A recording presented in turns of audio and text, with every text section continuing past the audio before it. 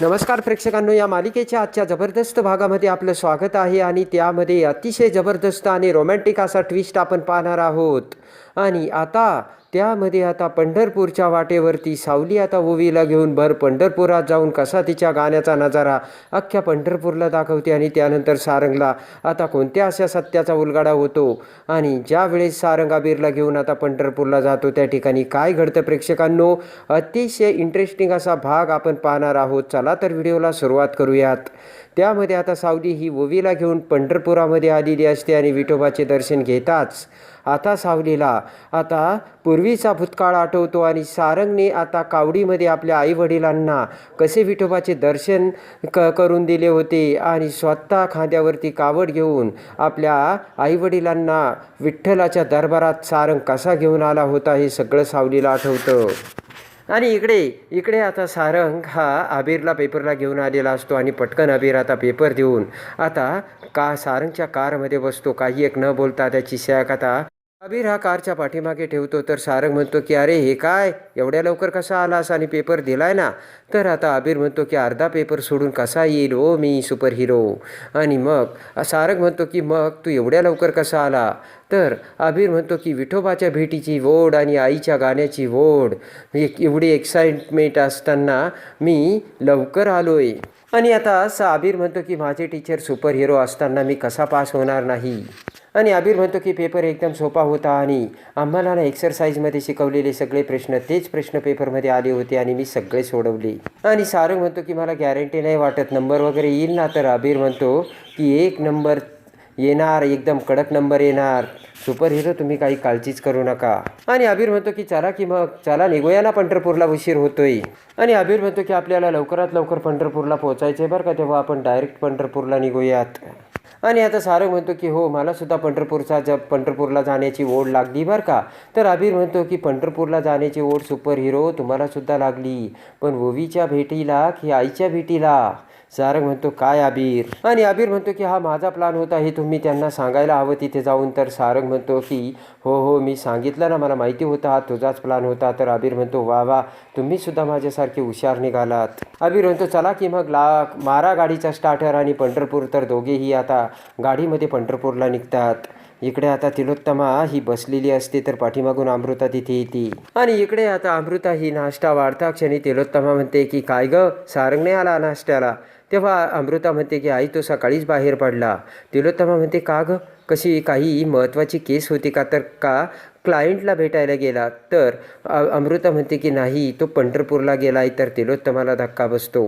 अमृता म्हणते की आज आपल्या ओवीच्या गाण्याचा परफॉर्मन्स आहे ना. तिलोत्तमा म्हणते की अगं ते सगळं बरोबर आहे ग, पण तिथे सावली असणार आणि सावली त्याला भेटणारच. तिलोत्तमा म्हणते की ती सावली आता तिथे जाऊन त्याला भेटणार, काहीतरी कारण काढून ती सावली ना त्याला भेटण्याचा प्रयत्न करतेच. तर अमृता म्हणते की हे बघा आई, त्या सावलीचं आता लग्न झालंय. आणि अमृता म्हणते की सारंगला सुद्धा कळून चुकलंय की सावलीचं लग्न झालं, तेव्हा त्यांच्या दोघांमध्ये ना आता काहीही होऊ शकत नाही आई. आता तिलोत्तमा म्हणते की अमृता काही गोष्टी तुला कळत नाही आहे. त्या सावलीने लग्न केलं, पण सारंगने लग्न केलं का नाही केलं, कारण त्या सारंगचा ना अजूनही त्या पोरीमध्ये जीव आहे अमृता. आणि बोट करत तिलोत्तमा म्हणते की त्या चेटकीने ना माझ्या लेकावर जर काही चेटूक केलं ना तर हा पागळणार म्हणजे पागळणार. तिलोत्तमा म्हणते की नाही मी असं होऊ देणार नाही. आणि अमृता म्हणते की तिलोत्तमा आई तुम्ही काही काळजी करू नका, त्या दोघांना ना दोघांच्याही मर्यादा माहिती आहे, तेव्हा त्या मर्यादा ओलांडणार नाहीत. आणि इकडे आता सावली ओवीला घेऊन मेकअप रूममध्ये येते आणि मेकअप रूममध्ये येताच आता ओवी म्हणते की अजून किती वेळ आहे टीचर. तर ओवी म्हणते की मी घाबरलेली नाही आणि सगळं काही व्यवस्थित होईल ना. तर तेवढ्यात एक माणूस तिथे येऊन म्हणतो की सावली मॅडम थोड्याच वेळात तुम्हाला स्टेजवर जायचं आहे. ओवी म्हणते मला टेन्शन यायला लागलं. तर सावली म्हणते त्यात काय टेन्शन, या अगोदर तू सगळ्या लोकांसमोर गायली ना गुरुकुलामध्ये. तेव्हा आता ओवी म्हणते त्यावेळची परिस्थिती वेगळी होती टीचर. आणि सावली म्हणते तुला बाबाची आठवण येते का. तर ओवी म्हणते हो. सावली म्हणते हे बघ, असे अनेक कठीण प्रसंग येतात आणि त्यावेळेस जर तुला लाखो लोकांसमोर गावा लागेल आणि मग त्यावेळेस काय करशील. सावली म्हणते की मी सुद्धा या अगोदर खूप घाबरायचे, पण त्या अगोदर मी मोठा श्वास घ्यायचे आणि नंतर मग गाणं गायचे. आणि सावली म्हणते की बाळा, जर तू गाणं गाताना घाबरली तर तुझ्या आवडीचं दृश्य किंवा चित्र तुझ्या डोळ्यासमोर आण.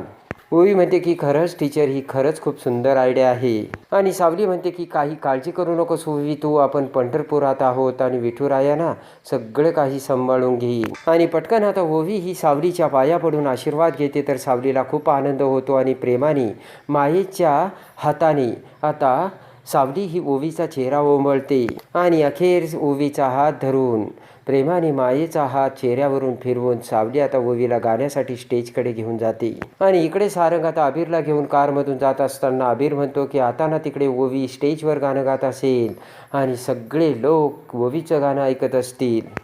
आणि इकडे आता अबीर म्हणतो की सुपर हिरो गाणं सुरू होण्याच्या अगोदर आपण तिथे पोचूयात ना, कारण ना सुरुवातीला मुलांना खूप भीती वाटत असते. आणि इकडे आता अबीर म्हणतो की सुपर हिरो गाडी फास्ट काढा की, आणि वाऱ्याच्या वेगाने आता सारंग हा पंढरपूरच्या दिशेने निघतो. इकडे आता स्टेजवर अनाऊन्समेंट येतात आणि अनाऊन्समेंट करतात की आपण आत्ताच आपल्या सुप्रसिद्ध गायिका आपल्या समोर येणार आहे आणि आपण त्यांचं टाळ्या वाजवून स्वागत करूया. तर सगळी मुले, सगळे श्रोते, प्रेक्षक आता टाळ्या वाजवतात. आणि त्यानंतर आता इकडे ओवी ही स्टेजवर येते. ओवीला आता सगळी स्टेजवर तयारी करून ठेवलेली असते आणि माईक समोर आता ओवी बसते आणि ताल सुरांचा अनोखा संगम साधत ओवी आता अखेर विठ्ठलाच्या त्या गाण्याला सुरुवात करते. आणि सखा पांडुरंग माझा सावळा हरी या गाण्यावरती ठेका धरत आता ओवी ही ताल सुरांचा संगम साधत आता गाणं गाऊ लागते. आणि वाट पाहतो कमरेवरती हात ठेवून उभा विटेवरी या गाण्याचा अतिशय सुरेख असा गोड सूर आता तिच्या गळ्यातून काढत ओवी आता गाणं गात असते. आणि शेजारीच आता सावली ओवीचं ते गाणं ऐकून टाळ्या वाजवत असते. सगळे प्रेक्षक देहभान हरपून आता ओवीचा आवाज ऐकत असतात. आणि आता ओवी गाणं गात असताना ओवीला आता एक शब्द आठवत नसतो. तर ते पटकन आता चाणाक्ष नजरेने सावली हेरते आणि माईक हातात घेऊन स्टेजवर त्या पुढचं गाणं गात आता सावली ओवी समोर येते. आणि त्यानंतर आता ओवी आणि सावली दोघेही एक सुरात आता त्या विठोबाचं गाणं गाऊ लागतात. आणि विठ्ठल नामाचा धावा करत गोड सूर आता तोंडातून उमटवत आता ओवी आणि सावली गात असतात. आणि त्यानंतर आता इकडे अबीर आणि सारंग दोघेही आता त्यांच्या उडी कारमधून आता भरधाव वेगाने जात असताना अचानक आता समोरून रस्त्यामध्ये एक दगडे आडवे घातलेले असतात. आणि त्याच वेळेस आता सारंगच्या गाडीचं ब्रेक फेल होतं आणि घाटातून उतारातून गाडी जात असते. तर सारंग म्हणतो ब्रेक फेल झालं. अबीर आता जाम घाबरतो आणि त्याच वेळेस आता सारंग हा झिकझॅक गाडी चालवून गाडीला कंट्रोल करण्याचा प्रयत्न करत असतो. पण त्याच वेळेस तोल जाऊन दरवाज्यातून अबीर हा खाली पडू लागतो. आणि अर्धा गाडीचा दरवाजा उघडताच आता सारंग म्हणतो की हात दे अबीर. अबीर आता खाली बेल्टमुळे लटकलेला असतो आणि दरवाजातून बाहेर हेलकावा खात असतो. तर त्याच वेळेस आता सारंग म्हणतो घाबरू नको अबीर, तो हात दे आणि तुला काही होणार नाही. आणि त्याच वेळेस आता दोघेही आता गाडीचा तोल जाणार एवढ्यात विठोबा आता आकाशातून आता त्या गाडीसमोर येताना स्पष्ट चित्र दिसते आणि विठोबाने वाचवलेले असते ते सारंग आणि अबीरला. आणि त्याच वेळेस आता सारंगच्या गाडीचा कंट्रोल विठोबा आपल्या हातात घेऊन अखेर गाडी थांबवतो. आणि पण त्यावेळेस आता सारंगच्या डोक्याला लागलेलं असतं आणि त्याही अवस्थेत सारंग अबीरला आपल्याकडे ओढून अबीरचा जीव वाचवतो. आणि अबीरला एका सेकंदातही काहीही थोडंसुद्धा खर्चटू न देता स्वतः मात्र सारंग आता अबीरला कडेवर घेऊन बाहेर येतो. सारंगच्या डोक्यातून रक्त वाहत असते आणि त्या क्षणी सारंग आता अबीरला घेऊन तसाच रस्त्यावरती पडतो. अबीर आता शुद्धीवर येऊन सारंगला बघतो तर सारंगच्या डोक्यातून रक्त येत असते. अबीर मोठ्याने ओरडत म्हणतो सुपर हिरो उठा ना तुम्ही. आणि रडतच अबीर म्हणतो की सुपर हिरो तुम्हाला माझी शपथ, तुम्ही उठा ना, तुमच्या डोक्यातून रक्त येतंय, उठा सुपर हिरो. आणि लगेच आता अबीर सुपर हिरो म्हणजे सारंगला हाक मारून आता उठवण्याचा खूप प्रयत्न करत असतो. आणि त्याच वेळेस पाठीमागून निळ्या रंगाची गाडी येते. आणि त्याच वेळेस आता तिकडून एक ती गाडी येत असताना पटकन आता अबीर त्या गाडीला हात करत थांबा ना थांबा, इथे ॲक्सिडेंट झालाय असे म्हणत आता त्या गाडीच्या दिशेने जातो. आणि त्या गाडीत आता एक वारकरी बसलेला असतो. आणि पटकन आता अबीर म्हणतो की अहो कारचा दरवाजा उघडा ना. तर आता दरवाजा उघडता क्षणी आतमध्ये वारकरी असतो. आणि लगेच आता अबीर त्या माणसाला म्हणतो की अहो मी तुमच्या पाया पडतो, इथे मोठा ॲक्सिडेंट झाला आणि त्यांना हॉस्पिटलमध्ये घेऊन चला प्लीज. आणि इकडे मात्र आता सावली आणि ओवी दोघीही त्यांचं गाणं स्टेजवरती अतिशय भन्नाट सुरामध्ये आता पूर्ण करतात. सगळे प्रेक्षक तल्लीन देहभान विसरून आता त्यांचं गाणं ऐकतात आणि टाळ्यांच्या कडकडाटात आता सगळ्यांनी सावली आणि ओवीचं स्वागत केलेलं असतं आणि सगळ्यात अतिशय सुंदर असं गाणं दोघी म्हटलेले असतात. इकडं सारंग मात्र भर रस्त्यावरती तसाच पडून झोपलेला असतो बेशुद्ध अवस्थेत. आणि आता तो वारकरी आता वेशातील तो माणूस आता अबीरला घेऊन आणि सारंगला घेऊन हॉस्पिटलमध्ये येतो. आणि त्याच वेळेस आता हॉस्पिटलमध्ये घेऊन येताच सारंगच्या डोक्यातून खूप रक्तस्राव झालेला असतो आणि सारंगला ऑपरेशन थिएटरमध्ये घेऊन जाताच रडतच आता अबीर हा डॉक्टरांना म्हणतो की डॉक्टर सुपर हिरो बरे होताल ना प्लीज. तर आता डॉक्टर अबीरला शांत करतात आणि डॉक्टर आता अबीरला समजावत म्हणतात की बाळा आम्ही 100% प्रयत्न करतो, तू काही काळजी करू नको. आणि त्या वारकऱ्याकडे बघत आता डॉक्टर म्हणतात तुम्ही यांचे कोण आहात. तर वारकरी म्हणतो की मी यांचा कोणी नाही, हे मला वाटेत सापडले आणि असं समजा की पांडुरंगानेच मला यांची मदत करायला पाठवलं आहे. आणि आता डॉक्टर अबीरला बाजूला पाठवताच आता त्या वारकऱ्याला डॉक्टर म्हणतात की हे बघा त्यांच्या डोक्यातून खूप रक्तस्राव झाला आहे आणि त्यांची अवस्था खूप क्रिटिकल आहे, ताबडतोब त्यांचं ऑपरेशन करावं लागेल, त्यांच्या डोक्याला खूप मार लागला आहे. आणि तो वारकरी म्हणतो की तुम्ही पेशंटच्या नातेवाईकांना लवकर बोलून घ्या. आणि डॉक्टर जातात तर पळतच अबीर त्यांच्याकडे येतो. आणि आता अबीर म्हणतो काका काय म्हणाले डॉक्टर, सुपर हिरो बरे होतील ना. तर अबीरला समजावं तो वारकरी म्हणतो हो बरे होतील ते नक्की. आणि पटकन आता वारकऱ्याकडून मोबाईल घेऊन अबीर आता बाजूला जाऊन सावलीला फोन करतो आणि भर पंढरपुरात आता अबीर आता सावलीला सगळी हकीकत सांगतो आणि त्यांचा कसा ॲक्सिडेंट झाला, सुपर हिरोला कसं लागलं आणि हॉस्पिटलमध्ये कसं आणलं, ही सगळी हकीकत अबीरने रडतच आता सावलीला सांगितलेली असते. आणि ते सगळं ऐकताच आता सावलीला तिलोत्तमाचे बोलणे आठवते. तिलोत्तमा म्हटलेली असते की हे जे काही चाललंय ना ते खूप वाईट आहे आणि याचे परिणाम तुला नाही फक्त तर तुझ्या कुटुंबाला सुद्धा भोगावे लागतील. आणि आता त्या क्षणी आता सावली खाली बसता क्षणी तिकडे ओवी सावलीला बघते आणि पळतच सावलीकडे येत म्हणते की टीचर काय झालं सांगा ना, अबीरचा फोन आला होता ना. आणि लगेच आता ओरडतच ओवी म्हणते टीचर सांगा ना काय झालं. आणि घाबरतच भानावर येत सावली म्हणते की ओवी चल आपण घरी जाऊया. तर ओवी म्हणते नाही अगोदर सांगा काय झालं. आणि ओवी म्हणते की तुझे बाबा ना थोडे गाडीतून पडले, त्यांना एवढं फार काही लागलं नाहीये. तर ओवीला खूप मोठा धक्का बसतो. सावली म्हणते की त्यांना डॉक्टरकडे घेऊन गेलेत आणि डॉक्टर त्यांना बरं करतील. आणि ओवी म्हणते की आपण आत्ताच्या आत्ता निघूयात. तर सावली म्हणते हो. आणि इकडे आता सारंगला व्हेंटिलेटरवर ठेवलेलं असतं आणि सारंगचं ऑपरेशन चालू असतं. सारंगला आता खूप धाप लागत असते, श्वास घेणं सारंगसाठी जड झालेलं असतं.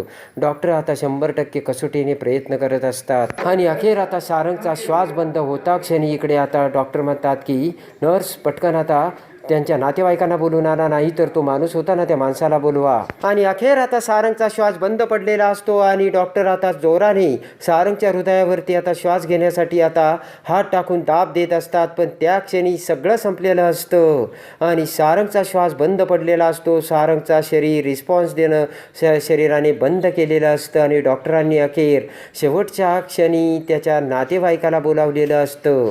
आणि तिकडून आता वाऱ्याच्या वेगाने इकडे आता डॉक्टर हे पुन्हा आता सारंगला शुद्धीवरती आणण्यासाठी आता 100% एकदमच खूप प्रयत्न करत असतात. पण अखेर झालेला असतो तो नाविलाज आणि सारंगने त्याचा श्वास सोडलेला असतो आणि डॉक्टरांना बसलेला असतो तो सगळ्यात मोठा धक्का. आणि अखेर आता नर्स ही आता सारंगच्या घरी फोन करते आणि तिलोत्तमाला कळताच वाऱ्याच्या वेगाने तिलोत्तमा हॉस्पिटलमध्ये येते. तरी आता सावली देखील ओवीला घेऊन आता हॉस्पिटलमध्ये येताच आता अबीर आता सावलीला भेटतो आणि सावली अबीरला म्हणते की तू इथे बस मी आलीच. आणि आता सावली सारंगकडे जाऊ लागताच आता समोर आलेली असते ती तिलोत्तमा सावली समोर येताच आता सावली रडतच अडवलेल्या तिलोत्तमाला म्हणते की मला फक्त एकदा त्यांना भेटू द्या, मला त्यांना बघायचं आहे आणि ते कसे आहेत. तर लगेच आता तिलोत्तमा म्हणते की तुला माझ्या सारंगला यापुढे कधीच भेटता येणार नाही. तर सावलीला बसलेला असतो तो सगळ्यात मोठा धक्का आणि नाविलाजाने सावली अबीरला घेऊन आता तिथून तशीच आता घरी निघते. आणि इकडे आता डॉक्टरांनी तिलोत्तमाला सारंग आता खूपच क्रिटिकल अवस्थेत असून सारंगचं काही खरं नाही, कोणत्याही क्षणाला सारंग जाऊ शकतो असं डिक्लेअर केलेलं असतं आणि तिलोत्तमाला बसलेला असतो तो धक्का. इकडे आता मोनिका ही ताबडतोब आता राजकुमारला फोन करून सारंगचा खूप मोठा ॲक्सिडेंट झाला आणि सारंग आता हॉस्पिटलमध्ये असल्याचे सांगते. तर राजकुमार म्हणतो मेला का? तर लगेच आता मोनिका म्हणते नाही नाही, खूप क्रिटिकल कंडिशनमध्ये मरणाच्या दारात हॉस्पिटलमध्ये सारंग असल्याचे आता मोनिका राजकुमारला सांगते. आणि हे सगळं काही राजकुमारने घडवलेलं असतं. आणि मध्य प्रदेशला जाऊन राजकुमारने इकडे आता सारंगच्या गाडीचं ब्रेक फेल केलेलं असतं आणि सारंगला आता राजकुमारनेच हे घडून आणल्याचं कांड असतं हे माहीत नसतं. पण त्या क्षणी इकडे आता सावली जगन्नाथकडे येते आणि जगन्नाथकडे येताच आता जगन्नाथ म्हणतो काय झालं साऊ बाळा? तर रडतच सावली जगन्नाथला मिठी मारते आणि तिकडे अबीर रडू लागतो. जगन्नाथला सगळ्यात मोठा धक्का बसतो आणि जगन्नाथच्या काळजाचा ठोका चुकून जगन्नाथ म्हणतो काय झालं सावली? तर सावली रडतच घडलेली सगळी हकीकत जगन्नाथला सांगते आणि सारंगचा अपघात झाला हे सगळं आता अबीर जगन्नाथला सांगताच आता जगन्नाथ म्हणतो की सावली आता सारंगला त्या ठिकाणी तुझी गरज आहे. आणि त्याच वेळेस आता स्वतःच्या जीवावरती खेळून अबीरचा जीव वाचवलेल्या सारंगला वाचवायला आता जगन्नाथ सावलीला वाऱ्याच्या वेगाने पुन्हा हॉस्पिटलमध्ये घेऊन जातो. आणि त्या ठिकाणी आता सावली मरणाच्या दारातून सारंगला शेवटचा श्वास बंद पडलेला असताना पुन्हा आता छातीवरती हात ठेवून जोरजोराने उठवण्याचा प्रयत्न करते. ओरडतच सावली म्हणते की सारंग तुम्हाला जगावं लागेल आणि तुम्हाला उठावं लागेल. आणि अखेर विठोबा सावलीची ती भक्ती आणि सावलीचा तो आवाज आता सारंग ऐकतो आणि मरणाच्या दारातून बाहेर आलेला असतो तो सारंग. तर कसे वाटली विठोबाचे चमत्कार आणि सावलीची भक्ती ते कमेंट्समध्ये नक्की कळवा. आणि या मालिकेच्या पुढच्या डेली अपडेटसाठी आपल्या चॅनलला लाईक करा, सबस्क्राईब करा.